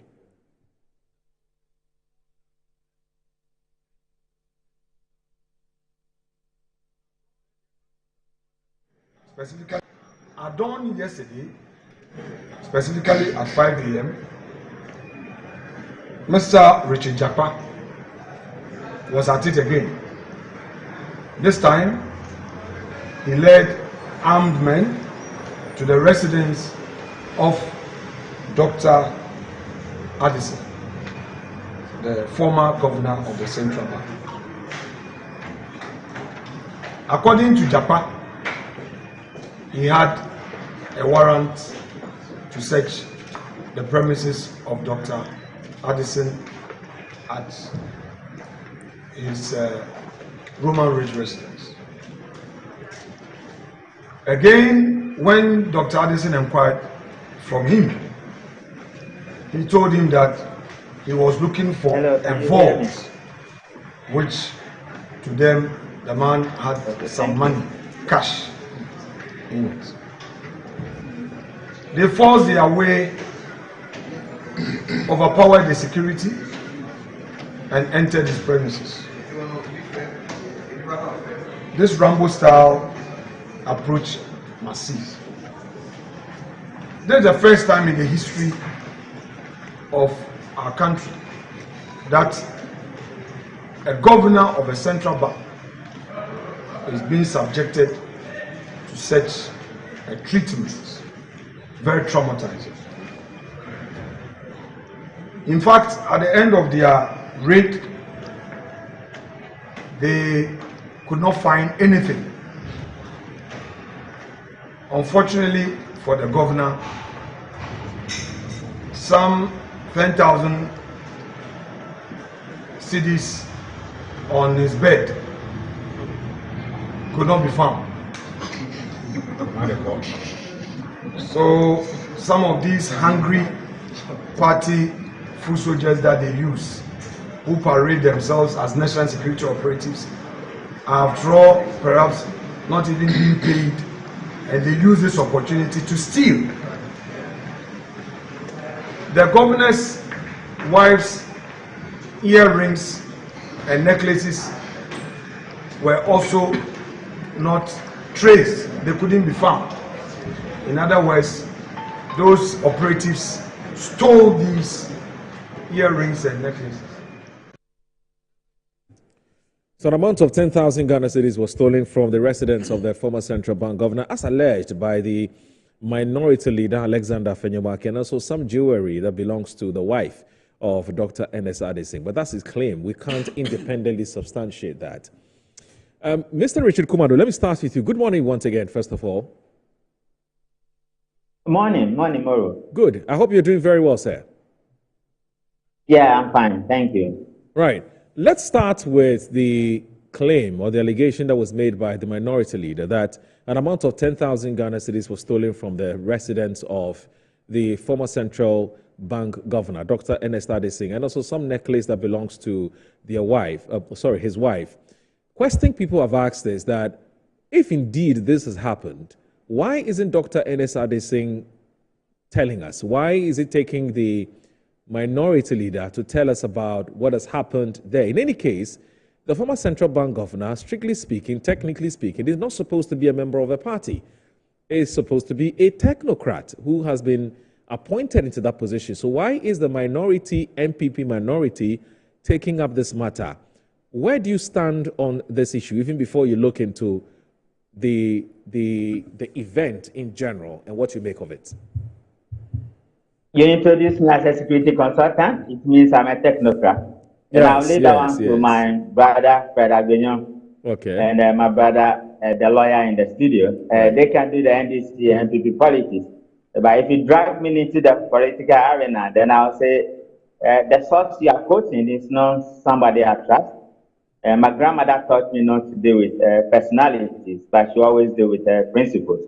And whatever that guy says, I don't take it too seriously. You mean you don't take the Honorable Alexander Fenyomaki seriously? Is that what you're suggesting? If we are dragging it into the NDC MPP arena, then usually going to be propaganda. And that's why once you introduce me as a technocrat who have done this job competently for 29 years, I will leave that one to my brothers in the studio. The two of them, I could see they were laughing talking about issues about anti-Adwoa Safo and big uncle Alhaji Mahmoud Bamian. So I'll leave it for them. Let me deal with the best practices and the substantial issues. Other than that, that particular source is not something I want to drag there. That's fine. Nothing he says is. That's fine, and I can totally understand that. But you're a security consultant. You've been in the business for a very long time. Is it a normal practice for security operatives to raid people's residence and take their money and people's earrings? Is that normal practice? So the way you put it, lastly, it means you are affirming that they have actually stolen the money. But let's deal with I'm the saying issue. if what the minority leader is saying is anything to go by. I thought you have left his space. Okay, so let's deal with the issue. All state agencies with the power to investigate also have the power to do these two things. One, they can search and seize. We call it search and seizure, and they can do arrest. They can do it simultaneously or concurrently, or at any point in time at all. The usual practice is that you can be arrested or you can be searched with or without warrant. And once they are arresting you without warrant, they will definitely tell you why they are coming on their certificate of emergency. Appropriately and in line with due diligence, in every democracy, you will want to secure the first line of due diligence, which means you want to secure the search warrant to search a place. It is the search team that decides what they want to do, whether they are doing a general search or a specific search. If they are doing a general search and the court allows them, that to be stated on the search warrant. If they are doing a specific search, the court will state it on the search warrant. Now, when we get to your premises, one, we will announce ourselves. Number two, we will introduce ourselves. And number three, we will tell you why we are there. And number four, show you the search warrant and why the search has to be done. It means that you have come under some of investigation arena, and that is why the search is being done. As part of due diligence, knowing very well that the search outcomes can be litigated in court or they can be challenged, and the process of adducing any evidence in court can also be challenged. What I do in all the years I've worked with the BNI is to ensure that the host stands by me while the search is taking place, so that every search point we move from one location to the other, they will be there. And when we finish the search, knowing that we can be accused any day, anytime, we will ensure that every item we are taking out of your premises, whether your home, your warehouse, your car, you can attest to it that I did a search. This is what we are taking away and where we are taking it to, so that you will follow. A search will be done and items will be taken, particularly when there's prosecution on the line. And we know that during trial and the trial processes will demand that those items can be exhibited, can be presented at exhibit. The defense attorneys can challenge the process of obtaining the evidence. And we are also aware that admissible and inadmissible evidence is one of the things that can throw the case out. So as searchers, we know that our back can come against the wall where we can be accused of all manner of things. So we want to do the search in conformity with due procedure, and we want to make sure that the outcome of the search conforms to best practices. In this particular case, if what we are hearing is true, that the search team got to his house and they pick out a monitoring device, then I can tell you competently that that is exactly what they went for. If the story that is coming from the arena of politics is that there were some official cars, as at the time they got to his house, Mr. Anderson is not in official position, so official cars cannot be with him. And if those cars have been given to him because he has been a governor, then they are his personal cars and not official cars. To the extent that we know that in democracy, laws can be applied broadly, and there are privacy laws 843, and many of these human rights laws available. People who feel their right has been abused or their privacy has been abused have the right to seek redress in court, or they can report to the police that during a search, my money has been taken away from me. So that is the general understanding of how searches are done, how they should be done, and why people can be searched more. When you're going to search somebody's residence, do you need to be toothing and wielding a gun to enter the person's premises to do that search? Okay, so the timing of the search, sometimes when we are going for the search warrant, we can inform you, Richard Kumado or Moro or Pedagbenyo or my brother lawyer will be seeking a search warrant to search your premises. Which particular premises we will tell you. Sometimes we don't say it, and we secure the search warrant. When it comes to assembling the search team, each department and what they prefer to. When I was working in the BNI, all the searches I have done led to be done. I remember we've been there with the police officer or police officers. Others may go with military, others may go with immigration, others may go with customs. That is at the discretion of the search team and the particular leader leading the search team. But there's no specific criteria to that. Now, people talk about timing. We decide what time will be appropriate to conduct the search. So that is our prerogative. Knowing very well that this is democracy, and when you feel your rights have been abused, you can seek redress in court. But when you're searching somebody's residence, that's if indeed what happened was a search and not a raid, because that in itself is debatable. I mean, are you conscious of the emotions and the psychological state of the person you're searching? You bump into somebody's house with... We are law enforcement officers. We keep the state alive. Yes, but we want to search. Yeah, we are searching you because you've come under some level of investigation. Yes, we will conduct the search in a manner that shows that our conduct and our actions are professional. And that level of professionalism means that we carry you along, nobody abuses you, we announce ourselves, we announce why we are there, and we tell you exactly where we are coming from. And all I can speak, we tell you where we are sending it to. We will not be psychics. We will not be psychics on the day to know how you are feeling. But to the extent that you are aware where we are coming from and what we are doing, what I disagree is when people said, I have abused somebody. I've never abused somebody in the course of my search. So I'm telling you the best practice and what I have done practically.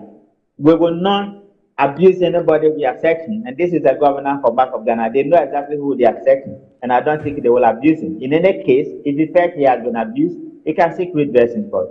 There are people who feel that this total discretion that is given to our national security operatives to do as and when they please in itself is problematic, because if you look at the Dr. Ernesta Addison's matter, the persons who went there, first of all, wielded guns, and here we're not talking about Somatayi. This is a former central bank governor. He was there with his wife and perhaps one or two children. You enter the person's premises. You don't mind how the person's family may react to the number of, and typically when we talk about national security operators, are usually, well, some of them are masculinely built, individuals who assist or who go about this job. So I'm saying that I've just told you what the search team looks like. If we don't want the state to investigate, let's say that. If we want the state to investigate, let's prescribe the model we want them to do it. Good. So you are aware, hold on, you are aware that I, Richard Kumado, I'm the one who led the campaign and led the crusade. That the president who appointed the IGP should not be the same president who appointed the CID board. Yes. Thankfully, President Mahama has listened, and this year, he allowed Uncle Yohonu to appoint the CID board. If you guys in the media can prescribe how a search should be done and who should lead the search, which of the state agencies should lead? Me, Richard Kumado. I will lead that advocacy, I will lead that crusade, and I will run it to anywhere in this world. But to say that the state should be describing to the general public who form part of the search team, I've just told you how. It's not everybody who works at the national security that is a Rambo. It's not everybody who works at national security that is a thief or might be a thief. It's not everybody who works at national security might be acting like a Atai. So those descriptions are just to belittle the people who work at national security. You guys have been doing this, your NDC MPP politics for years. Do you know those who keep the state alive? I have slept in a Woodman cemetery for 6 months. If you are the one who gave birth to me, will you have prescribed I slept there? Guns were pointed at my head because there was an MPP government in power and certain things have to be done. People came and attacked my family and did all manner of things to me because there was an NPP government in power and there was an NDC government in power, because we are just ordinary people keeping the state alive. And all manner of things were done to us because we signed to protect the state. And so the argument that people with guns and people will come to your house is Donald Trump's house not searched? Pop Daddy of all people, was his house not searched? I was in London in 2007 when Tony Blair was the prime minister by then, He was arrested by the police. So in Africa, you have assigned democracy to yourself. Democracy comes with consequences. Rule of law, accountability, and responsibility. And I've just told you, when people feel their rights have been abused, I am aware as an operative that people can sue us and our outcomes can be challenged in court. In that regard, we are circumspect, we are sensitive, indiscretion do not come into what we do, knowing very well that we could be accused at all times. When you take my uncle Addison, in regards to the money we are talking about, is he aware that the searchers were coming and he left the money on the bed? Is it to entice them or to bribe them or to compromise them or to coerce them? Or it is part of what they do. So I don't get into those manner of things. I want to speak straight to the point, and this is the standard procedure, and that is the process. I see. So you don't think there's any fine-tuning that we ought to make when it comes to the work of the national security? Because every time they've entered somebody's house, it is described as Gestapo. It is described as Rambo style. It is described as unacceptable. You don't think that we ought to have a real look at the modus operandi of the national security? That's what I'm saying, that you guys should prescribe one, we'll run with it. And anytime I hear that word national security, that's not like national security. Okay. When you go behind the stadium, the office there is the National Security Secretariat.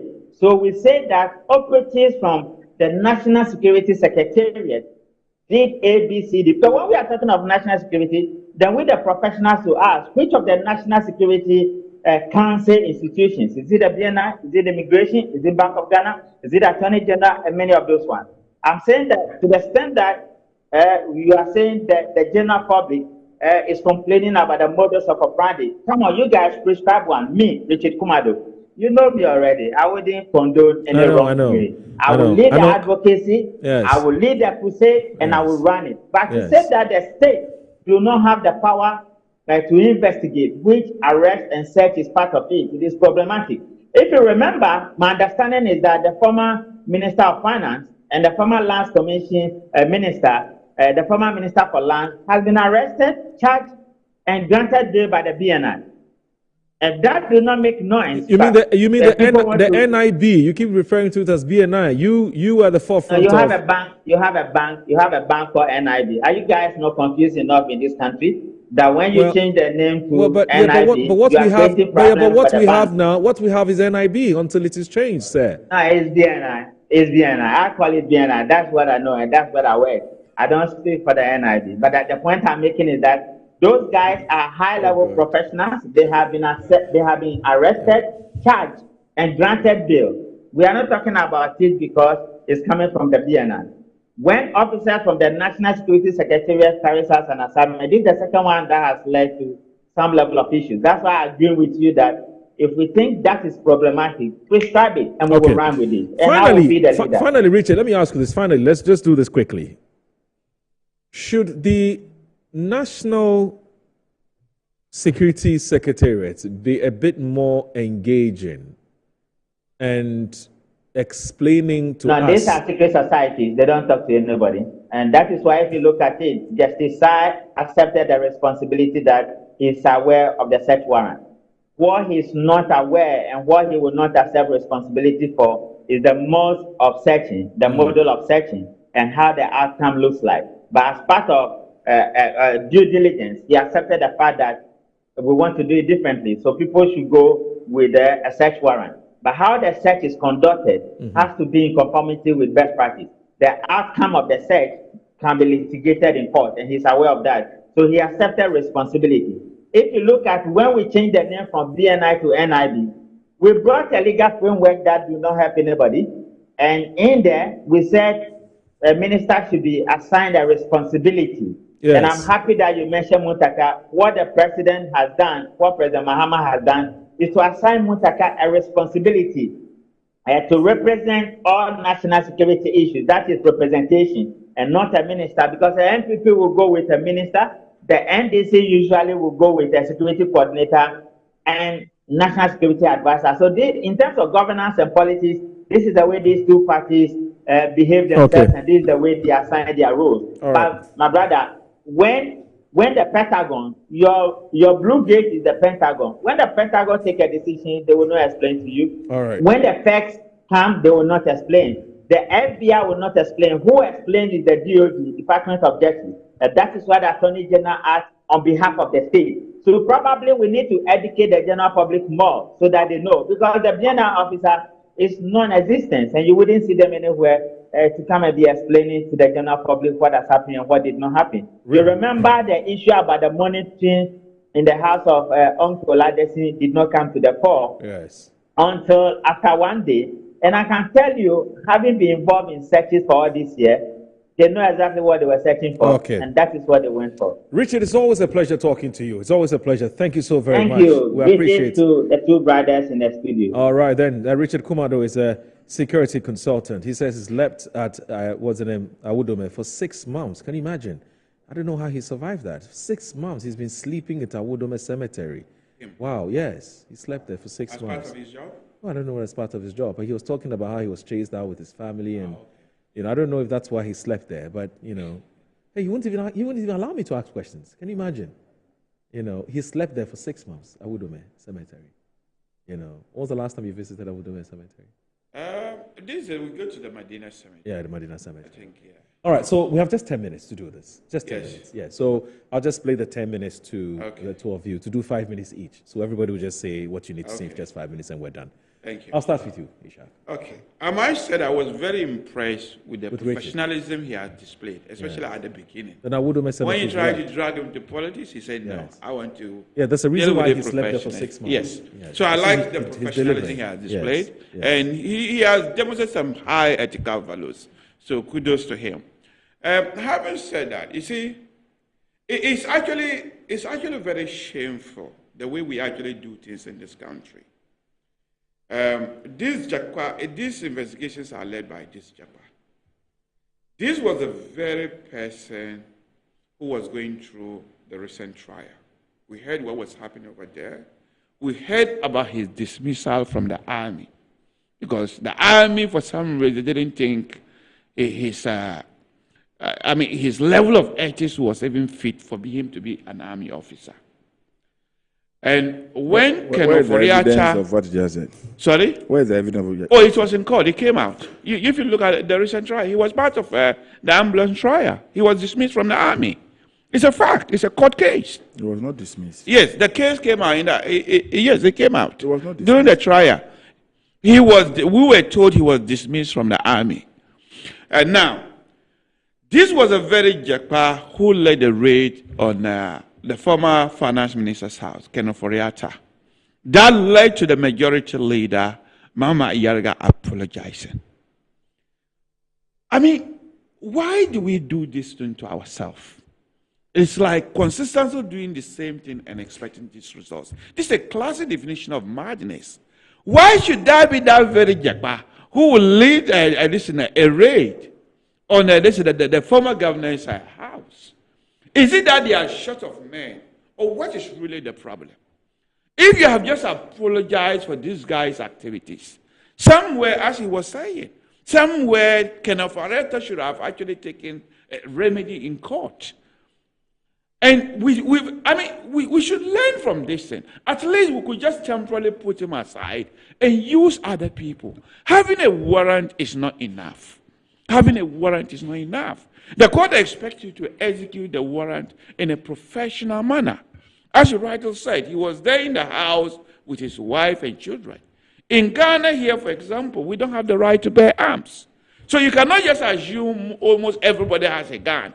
And therefore, we need to use some level of force to enforce whatever warrant is given to you. If it is in the U.S., where they have the right to bear arms, most citizens have guns. We don't. So there will be a reasonable way you will execute it. We are not here as an MPP party. If you think somebody has committed wrong, go for them. I am not here to protect people who might have done wrong. But there's a reasonable way of finding out whether people have done the wrong thing or not. So look at him. I mean, we had the opportunity to see that Japa guy at Kenneth Oriata's house. I understand the governor's house, they disabled the cameras. I mean, look at the way he was wielding the gun. What kind of things is that? So is it that we don't have other people who could have done it? But this doesn't... Yes. Yes. Yes. No, but there is a reason. No, but he might be wrong there. Let me tell you something. When they give you, I want to give you example. I said some aspect. I said the beginning, the way he insisted. Okay, so the point I wanted to make is that they can give you discretion. Okay. Security services, I believe, they are often given discretion like a court. But the discretion you use must not be unfettered. They give you that power, but they expect that you exercise it reasonableness. We are in a constitutional democracy. Once you have that power, as I remind you, chapter 5 is there. Individuals have rights. Okay. You can't accept one part of the constitution and ignore the other part, especially when people are still suspect. Okay. They are presumed to be innocent until they are found guilty. That's fine. And as part of the presumption to be innocent means that you have to be treated humanely. Okay. Especially when children are there. Yeah. The way you even raise the house can even give trauma to his children. At the end of the day, if you find nothing wrong, you have psychologically damaged his children. So sometimes it's not everything that need to be explicit. Okay. There are some that we have implied terms. And some of these implied terms is that you would do so reasonable. Okay. But then the final point is that it doesn't surprise me. The head of the government, the president, when he was in opposition, he reminded us of their revolutionary past. Apparently they are violent. We are beginning to see snapshots of those violence he promised us. Okay. Thank you. Right. Look at the way you are shy of yourself, what you have just concluded. No, but that is true. You are shy yourself, you are shy. No, what you said you are is shy of your the president said... Can I continue? Can I continue? Okay, thank you. 5 Can minutes. I continue? You're 5 minutes. You are shy of your own conclusion. You actually have 4 minutes. You are minutes. not happy with it. That's not. I'm very happy with it. It doesn't look like you. Okay. And I know you Right. You have 4 minutes. I beg you. If you like, I will take all the time. The good news is that the professional Mr. Richard Kumado has spoken and spoken clearly. All those who have ears have heard him. Those who don't want to hear him can live in their own world. There's nothing more I want to add to this. You see, there's something that is so nauseating and very annoying. Yeah. When our friends in the MPP always portray themselves as though they are more humans than the rest of us. This hypocritical stance they take on issues like this, sometimes it gets some of us very angry. Ordinarily, I would have loved to look at this issue very objectively. But when you hear the hard stance they take, and you ask yourself, is it MPP who are talking like this? One not too long ago, they were in office, and the harm, the pain. Opponent doesn't have wife and children. If your opponent's old mother, elderly woman, you could travel from Accra all the way to his hometown in Doma, go and ransack the woman's room. They are not human beings. They don't have blood flowing through them. You are the only people who have blood. You are the only people who are human beings. And so you think that you deserve special treatment from the rest of Ghanaians. That is your headache. That is your headache. MPP people always think that they are more human beings. The rest of Ghanaians, we don't belong, we don't deserve. And they must be given special treatment. They must be given special treatment. The things you did, you arrested people in churches. You have forgotten this all too soon. George Napo, he doesn't have a wife and children. He doesn't have a family. The Kent Attorney General doesn't have a wife and children. See, the national security, the BNI or NIB, whatever you want to call them, is a state institution we have set up. And we have given them a mandate and responsibility. If we don't stop this thing that we are doing, we allowed perceived criminals to go away because of some of these things that we do. The harm that Addison has caused this country, the harm of Furiata has come this country, it's not people who should be crying for at this stage. There are no people who should be showing any sympathy to at this stage. I am not calling for people doing things the wrong way. Question is, did they go there with a court warrant? Yes. Must you and I determine who must lead that operation? No. Must you and I determine how they must go about the operation? No. And like Mr. Kumano said, if we think that BNM must not work in this country again, let us say it. If we think that we don't need a national security secretariat again, let us say it. You cannot use the same institution when you are in power to achieve whatever results you want to achieve. And when you are subjected to the same principle, then you are screaming and shouting and crying like a baby in diapers. No, nobody cares about your cry. You can cry all you want. You see, to be very honest with you, I think that President Mahama has been very, very charitable to you, MPP people. I'm telling you. And we receive a lot of calls. And I'm happy that Tony has said that all the work that, what's the name, Ora people did, they are prepared their dockets and very soon we'll see them go to court. We have not gone to anybody's house to go and do anything without a recourse to the laws of the land. And so stop crying, stop screaming, stop shouting. When a minority leader comes to organize a press conference and describe the entire national security architecture as angry boys who have gone to a former Attorney General's Bank of Ghana's governor's house to steal 10,000 Ghana cedis, and the was hearing, what was he saying? How can he talk like that about national security? Okay. Mansi, as a minority leader in parliament, speak like that? How can you say a thing like that? They went to steal 10,000 Ghana cedis. You think that, what is his name? Richard. The former governor of Bank of Ghana, Victor Solomon, he doesn't have a family. He was also a technocrat. He worked at the same Bank of Ghana. You jail him until the man died. May his soul rest in peace. He also has a family. When it comes to MPP, you want us to write the scripts differently. You want us to look at it differently. Others can be treated whichever way. Please, we are here to start. Okay. It's not vengeance. It's not vindictiveness. All right. It's the fact that everybody who has been given the responsibility to hold any office in this country must account for his stewardship. Okay. And that accountability, which shall demand it at all costs. So good morning, Moro. Ado is my name. In fact, I'm surprised to hear MPP spoke personally in your studio supporting the idea that, the MPP person who spoke in your studio supporting the idea that people from outside one's country can arrest you and scrutinize you or treat you the way they want, and he supports it. I feel bad as a Ghanaian. America 1992 Gulf War between America and Iraq. Many soldiers died. Out of that, the Iraq president was killed. American President George Bush Jr. is still alive. What kind of court is this? This one here says, Alaji Hamza from Pig Farm says, good morning.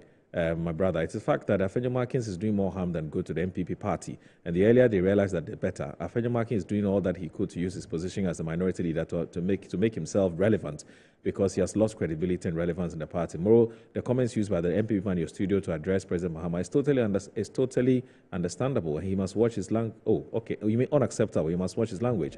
What the President Mahama is going to gain by punishing the good people of Nalerogo.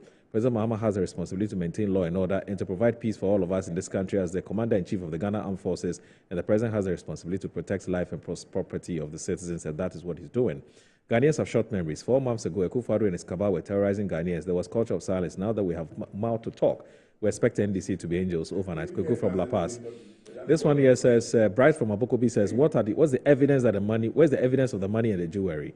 Good morning. I'm Nicholas from Ashama. Please, which president won an election on his first race? Sometimes I don't understand the logic of the NDC people on Baumia. Bright from Abokobi again. Why do MPP members hate truth? When Safo came to say the truth, they are still fighting here. Afenyo is aware of all this. He doesn't deserve to be in parliament. And this one, Kwegu from La Paz, is more. Can you tell the MP, okay, I think I've read this one already. But finally, Kamal Din is back. He says, moreover, the creeping lawlessness by the National Security has made us offer to call on President Mahama to apologize to the citizens suffering the lawless actions of Jakwa and his thugs, and that he should call them to order. The majority leader, Afa feels is not the best person to continue apologizing on the behalf, because he didn't appoint Jakwa. Jakwa is beginning to be the nemesis of President Mahama. Anyway, so I want to thank. Yeah, he hasn't. Okay, I think I saw a video. Warrant. Okay. This one, nobody, because it was done lawfully. Thank you very much for watching Inside Pages. Have a great weekend. Bye-bye.